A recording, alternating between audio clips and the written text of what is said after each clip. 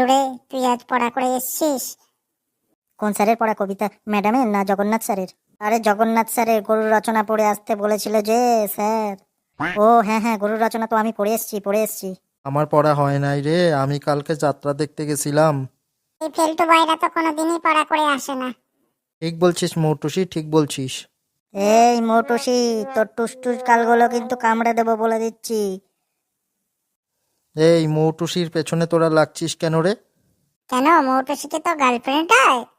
আমরা মোটুসিকে কথা কইছি, তোর কেন গায়ে লাগছে রে? এই হাবলা, এই তোরা ঝগড়া বন্ধ করবি, স্যার আসছে, স্যার আসছে। গুড মর্নিং বাচ্চারা, তোরা পড়া করে এসেছিস তো? Good morning sir, good morning. হ্যাঁ আমরা পড়া করে এসেছি, ওই তো গরুর রচনা দিয়েছিলেন। এলুর হাবভাব দেখে ভালো মনে হচ্ছে না। আজকে বোধহয় গরুর রচনা বা গরুর কবিতা দিয়েই গোটা ক্লাস সারবে। আজকে ওকে গরুর রচনা ধরা যাবে না, কায়দা করে আজকে ওকে পড়া চেঞ্জ করে দিতে হবে। স্যার আপনি কিছু কি বলছেন আমাদের? না না, তোদের কিছু বলি নাই, তোদের কিছু বলি নাই। এই তোরা শোন, আমি ভেবেছিলাম আজকে তোদের গরুর রচনা পড়াবো, কিন্তু আমি ভুল করে গেছি। আজকে তোদের সুন্দরবন এর রচনা ধরবো। এই রে স্যার, রে স্যার তো ভালো পাল্টি খেলো রে। সুন্দরবনের রচনা আমি এখন কি করে দেব? তাই তো রে ঘন্টু, সুন্দরবনে বাঘ ভাল্লুক জঙ্গলে, সেই রচনা তো না পড়লে পারবো না রে। আরে তোরা চিন্তা করছিস কেন? Where is Felu there is no problem. Felu যেখানে থাকবে সেখানে কোনো সমস্যা হইবে না। আমি বলে দেবো গরুর রচনা দিক আর বাঘের রচনা সবই বলে দেবো। এলুরে, কনফিডেন্স ভালো, ওভার কনফিডেন্স ভালো না। স্যারের হাতে চালাকাঠ ভাঙার যদি হাত থেকে বাঁচতে চাস, তাহলে গরুর রচনার জায়গায় গরুর রচনা বলবি না। আজকে স্যার বলছে সুন্দরবনের রচনা বলতে সুন্দরবনের রচনাই বলিস।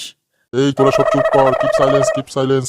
এই ফেলু, তুই বল দেখি সুন্দরবনের রচনা আজকে শুরু কর, তোকে দিয়েই শুরু করব। এই সুন্দরবন মানে এক সুন্দর বন জঙ্গল, পশ্চিমবঙ্গের শেষ প্রান্তে মানে গঙ্গা নদীর মোহনায় অবস্থিত। সেই বনের বেশিরভাগ মানে 70 ভাগ জায়গা বাংলাদেশে অবস্থিত, 30 ভাগ জায়গা পশ্চিমবাংলায় অবস্থিত। ভালো বলছিস, ভালো বলছিস, তারপর বলে যা। সেই জঙ্গলের ধারে অনেক পশু পাখি দেখা যায়, বাঘ ভাল্লুক, আর দেখা যায় গন্ডার, ডাইনোসরের মতো প্রাণীও দেখা যায়। ঠিক রে, ডাইনোসর আইলো কোত্থেকে? ডাইনোসর আইলো কোত্থেকে? ও না মানে স্যার, ভুল হয়ে গেছে, ডাইনোসর দেখা যায় না। এই জঙ্গলের দুধার দিয়ে অনেক জিরাফ দেখা যায়, লম্বা লম্বা গাছের পাতা খায়। সে কি রে, জিরাফ কি সুন্দরবনের জঙ্গলে থাকে না আফ্রিকার জঙ্গলে থাকে? সরি স্যার, জিরাফ দেখা যায় না। জিরাফ তো আফ্রিকার জঙ্গলে থাকে। সুন্দরবনের জঙ্গলে অনেক বুনো শুয়োর থাকে, হরিণ থাকে, আর থাকে বাঘ, আর জলে থাকে কুমির, ডাঙায় থাকে সাপ। নয় বেটা, আজকে পড়ে আসে নাই, দেখা যাক কি করে। তারপরে বলে যা, তারপরে বলে যা। ওই জঙ্গলের ধারে অনেক ক্ষেত খামার দেখা যায়, সেখানে ধান পাট চাষ হয়। আর সেই ধান পাট ক্ষেতের পাশে অনেক সবুজ গাছ থাকে। সেই সবুজ গাছের মধ্যে গাছপালা খেতে আর ঘাস খেতে অনেক গরু ছাগল বাঁধা থাকে। গরু হলো একটি গৃহপালিত পশু। আর গরুর দুটো শিং, দুটো চোখ, একটা নাক, আর একটা সপাত সপাত করে মাছি তাড়ানোর মতো লেজ থাকে। সেই লেজের আগায় একগোছা চুল থাকে। গরুর দুটি শিং দিয়ে গুতিয়ে লোকেদের পালিয়ে বেড়ায়। আর ষাঁড় গরু বকনা গরুর পেছন ছাড়ে না, কিছুতেই ছাড়ে না, যতক্ষণ মন না ভরে। এই তুই সুন্দরবনের রচনা পড়তে গিয়ে গরুর রচনা আর ষাঁড়ের রচনা করতে পারলি? না স্যার, আমি তো সুন্দরবনের রচনাই পড়ছি। ওই সুন্দরবনের ধারে যে ক্ষেত খামার পাওয়া যায়, সেই ক্ষেত খামারে গরু চড়ে, সেই গরুখানের বর্ণনা দিচ্ছি, কিন্তু আসলটা তো সুন্দরবনেরই বর্ণনা দিচ্ছি। তারপর বলে যা, তারপর। পর গরু অনেক দুধ দেয়। সেই দুধ থেকে ছানা, ঘি, মাখন, পনির, আরও অনেক সুস্বাদু পিঠেপুলি পায়েস তৈরি হয়। আর গরুর শিং থেকে বোতাম তৈরি হয়, চিরুনি তৈরি হয়।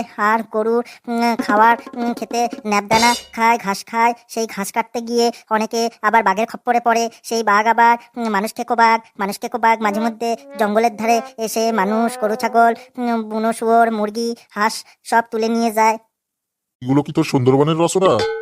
হ্যাঁ স্যার, এগুলো তো সবই সুন্দরবনে থাকে। হাঁস মুরগি আর গরু ছাগলগুলোর হাড়গোড় পাওয়া যায় সুন্দরবনের বাঘের পেটে। তাহলে এটা সুন্দরবনের রচনা হলো নাকি? আর কি কি পাওয়া যায়, আর কি কি পাওয়া যায়? এর মধ্যে জলের থেকে কুমির ডাঙায় উঠে আসে। আর ডাঙার ধারে যে গরু বাঁধা থাকে, গরু ছাগল, সেই গরু ছাগলকে খপাত করে ধরে জলের মধ্যে সপাত করে নিয়ে চলে যায়। তাই নাকি? খপাত করে ধরে নিয়ে সপাত করে জলে কুমির চলে যায়? হ্যাঁ স্যার, খপাত করে ধরে সপাত করে জলের মধ্যে লেজ দিয়ে চলে যায়। আর গাছগুলোর মধ্যে, সেই সুন্দরী গড়ান গাছের মধ্যে অনেক অজগর সাপ থাকে। সেই অজগর সাপ শুরুত করে নেমে হরিণের বাচ্চা, শুয়োরের বাচ্চা যা পায় তাকে পেঁচিয়ে ধরে উপরে উঠে যায়। আর তাকে পিষে পিষে দম বন্ধ করে গিলে গিলে খায়। থাম থাম বাবু, থাম। আর তোর গিলে গিলে খেতে হবে না। তোর এই সুন্দরবনের রচনা শুনে আমার মাথা ভিমি খাচ্ছে। আমি আসছি, তোদের পরের ম্যাডাম, কবিতা ম্যাডামকে পাঠিয়ে দেবো এক্ষুনি। ফেলু যা আজকাল দিয়েছে না স্যারকে একদম লেজে গপড়ে করে দিয়েছে। আরে ঘন্টু, ফেলু ঠিক করেছে, স্যারকে একদম গরুর রচনা খান সুন্দরবনের রচনার মধ্যে ঢুকিয়ে দিয়েছে। আরে তোদের বললাম না, where is Felu there is no problem. Sir আজকে লেজকা উপরে হয়ে যাবেই যাবে। আমি তো সব রচনার মধ্যেই গরুর রচনা ঢুকিয়ে দিব। আমি তো আগে থেকেই ঠিক করে এসেছি, স্যার যে রচনা ধরবে সেই রচনার মধ্যেই গরুর রচনা ঢুকিয়ে দেব। হ্যাঁ হ্যাঁ, আজকে স্যার কেমন জব্দ হয়েছে ফেলুর কাছে। বন্ধুরা, তোমাদের সুন্দরবনের রচনা মানে গরুর রচনা কেমন লাগলো কমেন্ট বক্সে লিখে জানাও। আর ভিডিওটা খুব খুব করে শেয়ার করো। ভালো থাকো, সুস্থ থাকো, হাসতে থাকো, হাসি থামাবে না। আর আমাদের চ্যানেলটা সাবস্ক্রাইব করো, পরবর্তী ভিডিওর জন্য অপেক্ষা করো।